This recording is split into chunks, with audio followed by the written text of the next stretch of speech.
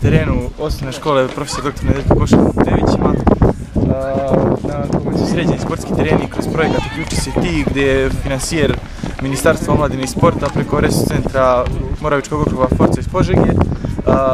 Ovaj projekat je radila neformalna grupa Harmonija koja funkcioniše u sklopu Kancelarije za mlade opštine Ivanjica. Plan projekta je bio da se srede 4 sportska terena u 4 osnovne škole u Ivanjici, u opštini Ivanjica. Jedan, evo gdje sada se nalazimo u mjesnoj zajednici Devići, jedan u Lisi, jedan u Osonici i jedan u osnovnoj školi Milko Kušić u Ivanjici.